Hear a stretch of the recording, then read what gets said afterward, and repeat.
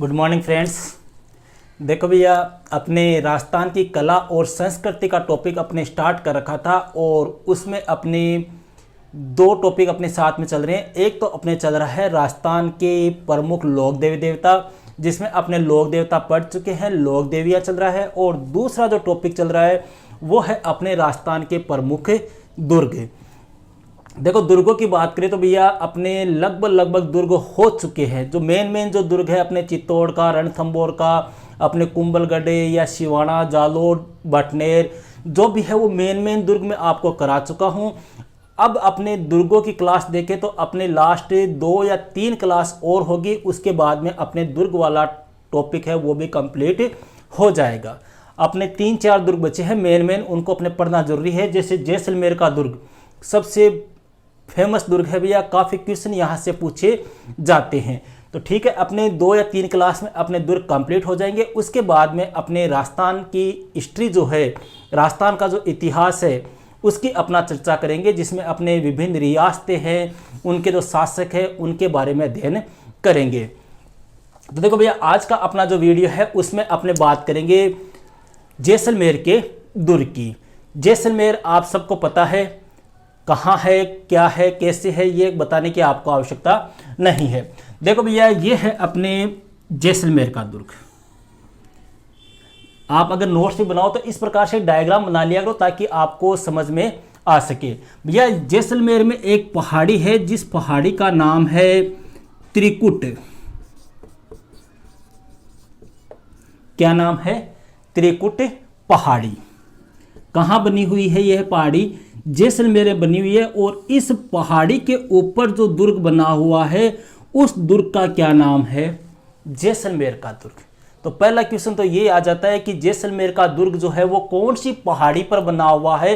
त्रिकुट पहाड़ी पर। अब यहाँ पे ध्यान देना भैया, कई बार क्वेश्चन आता है त्रिकुट पर्वत कहाँ पर है?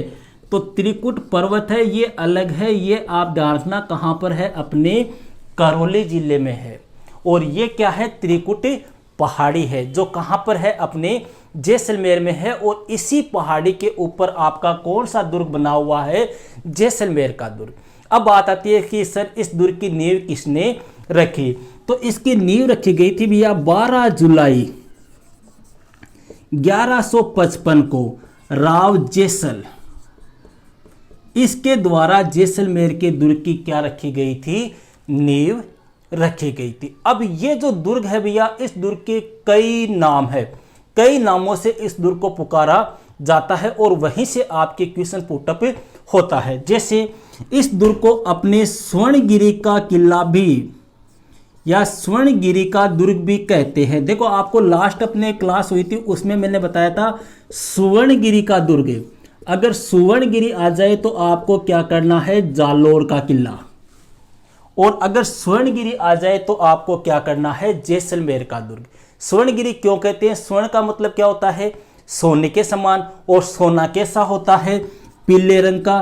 तो यह जो किला है या यह जो दुर्ग है जैसलमेर का, वो कैसे पत्थर से बना हुआ है? पीले पत्थर से बना हुआ है। ये सोने के समान चमकता है, इसलिए इसको क्या कहा गया है? स्वर्णगिरी का किला कहा गया है। अब जैसलमेर में क्या है भैया, आप सबको पता है जैसलमेर बाड़मेर इस साइड का जो एरिया है वो कैसा एरिया है? रेगिस्तानी एरिया है। और रेगिस्तान में यह दुर्ग बना हुआ है, इसलिए इस दुर्ग को अपने रेगिस्तान का गुलाब भी कहते हैं। ये उपनाम है। देखो भैया, इन्हीं से क्वेश्चन पूछते हैं, क्वेश्चन आ जाता है रेगिस्तान का गुलाब किसे कहते हैं? इसी दुर्ग को अपने राजस्थान का अंडमान भी कहते हैं। इनको आपको रटना पड़ेगा भैया, इनमें समझाने वाली कोई चीजें नहीं है।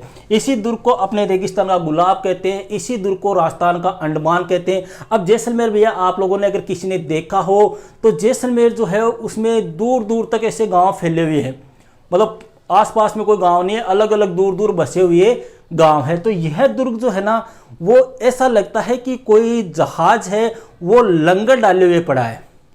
कोई जहाज है वो कैसे है? लंगर डाले हुए खड़ा है। तो यह दुर्ग जो है वो कैसा दिखाई देता है? लंगर डाले हुए जहाज के समान दिखाई देता है। क्वेश्चन आता है कि किस दुर्ग को लंगर डाले हुए जहाज की संज्ञा दी जाती है, तो कौन सा हो गया, अपने जैसलमेर का दुर्ग। इसी दुर्ग को अपने गलियों का दुर्ग भी कहते हैं। गलियों का दुर्ग इसलिए कहते हैं क्योंकि भैया अगर इस दुर्ग को आप ऐसे ऊपर से देखोगे ना तो इसमें आपको ऐसे गलियां सी दिखाई देगी, इसलिए इस दुर्ग को अपने क्या कहते हैं, गलियों का दुर्ग कहते हैं। इसी दुर्ग को अपने कमरकोट के नाम से जाना जाता है। कमरकोट जानो आपने, लेडीज को पेरा करे घाघरो टाइप, ठीक है। तो इसको कमरकोट क्यों कहते हैं, क्योंकि इस दुर्ग का जो परकोटा है ना, परकोटा वो किसके समान है, घाघरे के समान है, इसलिए इस दुर्ग को क्या कहा जाता है, कमरकोट भी कहा जाता है। ये उपनाम है भैया, ये आपको याद करने पड़ेंगे। स्वर्णगिरी का दुर्ग, रेगिस्तान का गुलाब, राजस्थान का अंडमान, लंगर डाले हुए जहाज, गलियों का दुर्ग, कमरकोट, ये सारे जो है वो क्या है, इसके उपनाम है। क्लियर है भैया। इस दुर्ग का जो प्रवेश द्वार है, उस प्रवेश द्वार को अपने अक्षय पोल कहा जाता है। क्या कहते हैं, अक्षय पोल। देखो अपने कई प्रवेश द्वार पढ़ चुके हैं। चित्तौड़ में कितने प्रवेश द्वार थे, 7 प्रवेश द्वार। जालोर कल पढ़ाया था आपको, इसके पहले रणथंभौर पढ़ाया था, सभी में एक प्रवेश द्वार है। सिर्फ आपको मोटा मोटा ध्यान रखना है, जितने भी ये मैं आपको बता रहा हूँ ये सारे मोटे मोटे वही चीज़ें हैं जो एग्जाम में अपने पूछी जा चुकी है। एक बार क्वेश्चन आया था कि जैसलमेर के दुर्ग को किस नाम से जानते हैं, जैसलमेर का जो प्रवेश द्वार है वो क्या कहलाता है, तो उसे क्या कहते हैं, अपने अक्षय पोल। अब यह जैसलमेर आपको पता है कितनी दूरी पर बसा हुआ है, कितनी दूर है, अपने राजस्थान में सबसे लास्ट में, अपने पाकिस्तान बॉर्डर के टच में है, अपने कौन सा जिला, जैसलमेर। इसलिए जो अबुल फजल थे, अबुल फजल, इन्होंने इस जैसलमेर के दुर्ग के बारे में ऐसा कहा है कि जिस व्यक्ति की टांगे जो है वो पत्थर की बनी हो ना, वही कहाँ जा सकता है, इस जैसलमेर में जा सकता है, या इस जैसलमेर के दुर्ग में जा सकता है। या जैसलमेर में दुर्ग में जाने के लिए आपकी टांगे जो है वो किसकी होनी चाहिए, पत्थर की होनी चाहिए। ये इसलिए कहा था क्योंकि ये काफ़ी दूरी पर बना हुआ है, बहुत दूर है, सबसे लास्ट में आ गया, इसलिए इसके बारे में ऐसा कहा था। किसने कहा था, अबुल फजल ने कहा था। इस दुर्ग की खास बात है भैया, इस दुर्ग में चूने का प्रयोग नहीं हुआ है।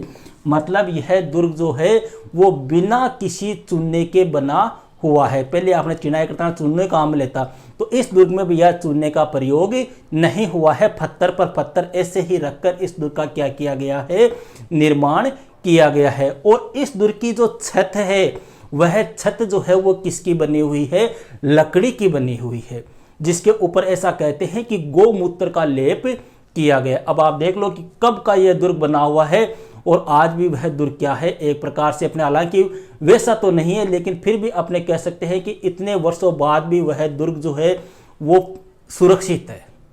मतलब पहले का गोमूत्र भी देख लो कितने फायदेमंद होता था। तो इस दुर्ग की जो छत है भैया वो किसकी बनी हुई है, लकड़ी की बनी हुई है, उसके ऊपर गोमूत्र का लेप किया गया है, इसमें चूने का बिल्कुल भी प्रयोग नहीं हुआ है। और अबुल फजल ने क्या कहा कि अगर आपकी टांगे किसकी हो, पत्थर की बनी हो, तो ही आप उस दुर्ग में जा सकते हो, अन्यथा नहीं जा सकते। इस दुर्ग की अगली खास बात आती है भैया, इस दुर्ग में 99 बुर्ज है। ये क्वेश्चन बहुत बार पूछा हुआ है, 99 बुर्ज किस दुर्ग में है, या जैसलमेर के दुर्ग में कितने बुर्ज है। अब बुर्ज कायम है, पिल्लर जानो ना, पिल्लर, उन पिल्लरों को क्या बोलते हैं, बुर्ज बोलते हैं। अर्थात 99 बुर्जों वाला दुर्ग कौन सा, आपके जैसलमेर का दुर्ग। अब इस दुर्ग की सबसे खास बात, जो सबसे ज्यादा जो क्वेश्चन पूछा जाता है, सबसे मेन जो क्वेश्चन आता है, उसकी बात करते हैं, उसको ध्यान से समझना भैया। देखो इस दुर्ग में ढाई साके हुए हैं। क्या हुए हैं, ढाई साके। अब गुरुजी साको काहे हुए, देखो जब भी कोई व्यक्ति किसी दूसरे राजा के ऊपर, या जब कोई एक शासक किसी दूसरे शासक के ऊपर आक्रमण करता, जैसे मान लो अलाउद्दीन ने आक्रमण किया था अपने रतन सिंह के ऊपर, तो रतन सिंह के पास में कोई चारा नहीं था, तो उन्होंने क्या किया, केसरिया धारण कर लिया, केसरिया सापा बांध लिया, और लड़ने के लिए एक प्रकार से किले के प्रवेश द्वार खोल दिए कि मरेंगे तो लड़कर मरेंगे। और महिलाओं ने क्या कर लिया था, वहां पर पद्मिनी के नेतृत्व में क्या हुआ था, जोहर हुआ था, हुआ था या नहीं हुआ? तो भैया जहां पर पुरुष तो क्या करते हैं, केसरिया धारण करते हैं, और महिलाएं क्या करती है, जौहर करती है। ये दोनों काम होते हैं ना, उसको क्या बोलते हैं, साका बोलते हैं। और राजस्थान का पहला साका जो है वो कौन से दुर्ग में हुआ था, अपने रणथंभौर के दुर्ग में। बताया होगा आपको, रंग देवी के नेतृत्व में जल जौहर हुआ था उस समय। ठीक है, तो यहां पर भैया 2.5 साके हुए, मतलब यहां पर आधा साका हुआ था एक, उसमें केसरिया तो धारण कर लिया था पुरुषों ने, लेकिन महिलाएं जो है वो जौहर नहीं कर पाई। ये क्वेश्चन सबसे मेन है। अब देखो वो 2.5 साके कब कब हुए थे, फर्स्ट, सेकंड और थर्ड। भैया 3 बार हो चुके हैं, हालांकि तीसरा आधा ही हुआ था, लेकिन वैसे तो अपने 3 हो गए क्रम में।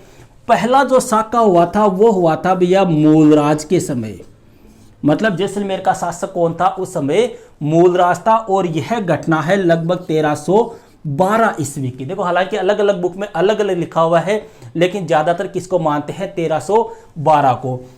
किसने आक्रमण किया था, अपने दिल्ली सल्तनत का शासक था अलाउद्दीन खिलजी। तो फर्स्ट क्वेश्चन आ जाए कि जैसलमेर में पहला साका किसके समय हुआ, मूलराज के समय हुआ। आक्रमण किसने किया था, अलाउद्दीन खिलजी ने। क्लियर है। दूसरा साका हुआ था भैया दुद्दा के समय। दूसरा साका किसके समय, दुद्दा के समय। आक्रमण किसने किया था, फिरोज शाह ने किया था, फिरोज शाह ने। पहले में आक्रमण कर रहा है अलाउद्दीन खिलजी, दूसरे में आक्रमण कर रहा है फिरोज शाह, और यह हुआ था लगभग 1370 ईस्वी में। यहां तक कोई दिक्कत नहीं है। यहां पर केसरिया भी धारण हुआ है, जौहर भी हुआ है, यहां पर भी केसरिया धारण हुआ है, जौहर भी हुआ है। लेकिन तीसरा जो साका था भैया, उसमें केसरिया तो धारण हुआ लेकिन जौहर नहीं हुआ, और वह किसके समय हुआ था, राव लूणकरण के समय हुआ था। यह लूणकरण वही है रूठी रानी का पिता, उमादे जो थी मालदेव की पत्नी, रूठ कर चली गई थी सुहागरात वाले दिन ही, उसी का पिता था ये कौन, राव लूणकरण। इसके समय हुआ था भैया तीसरा अपने साका। हालांकि वो पूरा साका नहीं था, उसमें केसरिया धारण हुआ था, जौहर नहीं हुआ था। तो मतलब ये कैसा हो गया, आपने आधा ही हुआ। क्यों, क्योंकि इसमें क्या धारण हुआ, पुरुषों ने तो केसरिया धारण कर लिया, लेकिन महिलाएं जो है वो क्या नहीं कर पाई, जौहर नहीं कर पाई। क्यों, क्योंकि जिसने आक्रमण किया था उसने भैया महिलाओं को क्या कर लिया, बंदी बना लिया, उनको जौहर नहीं करने दिया। अब क्वेश्चन आता है कि सर इस समय आक्रमण किसने किया था, तो इस समय आक्रमण किया था भैया अमीर अली ने। अमीर अली कौन था, अपने गांधार का शासक था, गांधार का शासक था अमीर अली। इसने अपने लूणकरण के ऊपर आक्रमण किया था, और उस समय अपने जो पुरुष थे उन्होंने तो केसरिया धारण कर लिया था, लेकिन महिलाएं जो है वो जौहर नहीं कर पाए, इसलिए इसको अपने आधा साका कहते हैं। तो ध्यान रखना, 99 बुर्ज कहां पर, जैसलमेर में। 2.5 साके कहां पर, अपने जैसलमेर के दुर्ग में। आधा साका किसके समय हुआ था, लाव लूणकरण के समय हुआ था। आक्रमण किसने किया था, अपने अमीर अली ने। अब इसके अलावा भैया जैसलमेर दुर्ग के बारे में देखो 1-2 बातें और है। इस दुर्ग में भैया एक पुस्तकालय भी बना हुआ है, और उस पुस्तकालय का नाम है जैन भद्र सूरी। जैन भद्र सूरी पुस्तकालय जो है वो भी कौन से दुर्ग में है, जैसलमेर के दुर्ग में है। क्वेश्चन पूछ ले कि वह कौन सा दुर्ग है जहां पर जैन भद्र सूरी पुस्तकालय बना हुआ है। अपने भैया भारतीय डाक विभाग जो है इसके द्वारा 2009 में इसके ऊपर 5 रुपए का डाक टिकट जारी किया गया। किसके ऊपर, जैसलमेर के दुर्ग के ऊपर। लोक देवता पढ़ाया था, लोक देवता में सबसे पहले किसके ऊपर डाक टिकट जारी हुई थी, देवनारायण जी के ऊपर। दुर्ग की बात करें तो जैसलमेर के दुर्ग के ऊपर कितने रुपए की डाक टिकट जारी हुई है, 5 रुपए की। कब, 2009 में। और 2013 ईस्वी भैया यूनेस्को जो है, उस यूनेस्को ने इसको विश्व धरोहर में शामिल कर लिया। तो ये था भैया आपके कौन सा दुर्ग, जैसलमेर का दुर्ग। मोटी मोटी चीजें ध्यान रखना, इसके उपनाम, फर्स्ट बात 99 बुर्ज, 2.5 साके, और यूनेस्को में कब शामिल हुआ, 2013 में। और कौन सी पहाड़ी पर, त्रिकुट पहाड़ी पर। त्रिकुट पर्वत मत कर देना भैया, अपने त्रिकुट पहाड़ी करनी है। क्लियर है। तो ये तो हो गया अपने जैसलमेर का दुर्ग। अब इसके बाद में अपने एक दुर्ग की चर्चा और कर लेते हैं। अब इसके बाद में बात करेंगे भैया अपने जूनागढ़ का दुर्ग। जूनागढ़।